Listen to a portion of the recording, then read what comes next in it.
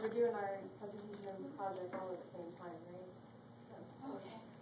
what are we doing that project? Oh, Let me get through this bugger first. okay. I'll probably need Kleenex, let's just face it. You know me, I'm tired. Just preparing. I'm just preparing. Let's do this one then, and we'll take a break.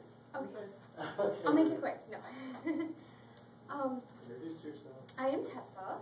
I did a good job. I didn't see that. It's Katessa on the thing. I know what it Oh, is. It took me 15 weeks, but I learned it. 15 weeks. I am that I am. We started there. I found myself more aware of my judgments with this towards others and the effects that it has on myself and that it has on others. You know, even when you keep your judgments inside, it still has, you know, as within, so without. It still has that effect on others. Voicing your opinions of others, that has the effects on everyone. You know, it has effects when you bottle them inside as well. I also noticed other people judging other people, and then I wonder if I'm staying neutral when I observe it, or if I'm judging someone. And then it became this big judging myself, and then am I judging them, and then it became this big judgment of judgment, and then it was like this huge vortex that just kept drowning myself. So I also had a new awareness of worrying about what others think of me. Not so much about what strangers think about me, but what my close loved ones and friends thought about me. And it's when, you know, it's funny because when they come to me, oh, I'm so worried about what, you know, this friend is going to think of me. I tell them it doesn't matter, because whatever their judgment is of you, it's their own judgment reflecting on you. And I have that awareness, but when it comes to me, somehow it gets lost. You know, and I remind them that if it's a loved one, they're not going to judge you. They love you for who you are, and yet when it's me, again, that gets lost. So anyway, that was my I am that I am awareness that I had from that week. With the water bottles, I noticed a difference right away. Before I even filled the water bottle, before I even got it home, I got a phone call from an old friend. My word was beautiful on the water bottle. And it felt strange because no one except for this one friend called me beautiful before, at least not that I ever heard. They may have, I just never heard it within me. See, here I am. Okay. So it was funny because I hadn't heard from this friend for months, and then he called me that it was either that evening or the very next morning, as soon as we wrote on our bottles. So that change just happened immediately.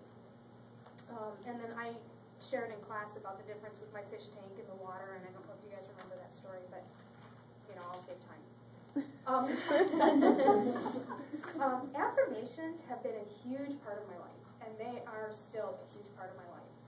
I put a lot of heart and soul into what become my affirmations, and I have kept them going since. I just finished one about 3 days ago, and I had this written probably a week ago or so, I don't know, and then 2 days ago, I was like, this is all wrong. I finished that affirmation, and I was like, this is all wrong, I have to rewrite it. And so I rewrote it, and this really sucks because I had to write it by hand, too, and then make it legible so I could hand it in to you.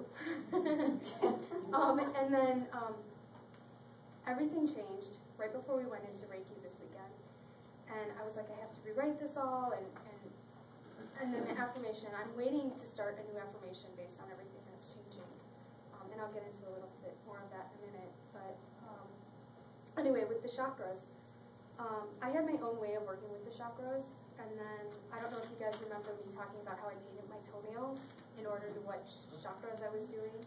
And then we went into the root chakra, and they painted the Texas flag and everything like that. So, but that was a really big thing for me.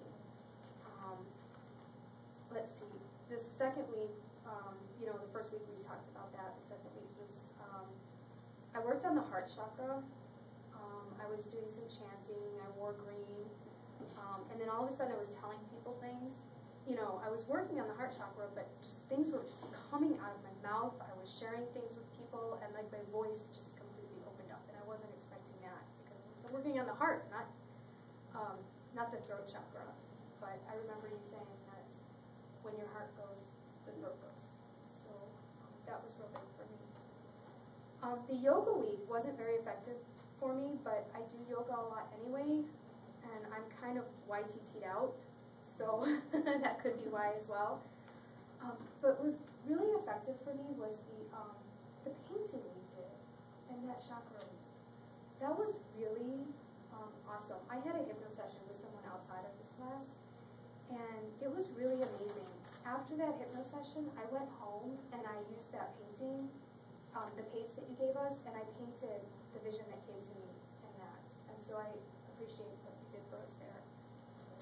The tongue reading, nothing really happened. I didn't even care to look in the mirror at my tongue.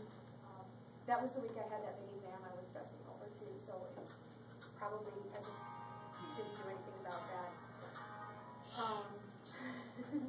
The meridian brushing, I used to do it and I loved it, so it was just a good reminder to get back into that for me. 5 elements, I didn't catch anything more than I already knew. It just wasn't there for me. But a couple weeks ago, you and I were both sick at the same time, but we weren't sick, we were processing, as you say. And then all of a sudden I pulled out the chart and it was there. It all made sense. This is where I started, this is where I was going next if I didn't catch it, and I could follow the chart. Oh, this is where I'm sick. This is where I was last week. If I don't do it now, I'm going to get this next week. and there I was next week, and I realized that just knowing the chart doesn't help. You have to do something about it, and I couldn't quite figure out what I had to do about it. But as I move forward, you guys know that I'm moving back home. I graduate the day after this class ends. So I'm moving back home to Texas, and I had a huge fear of going back because I feel like this is not where I belong, but I shared that in Reiki this weekend, and I feel really confident about it now.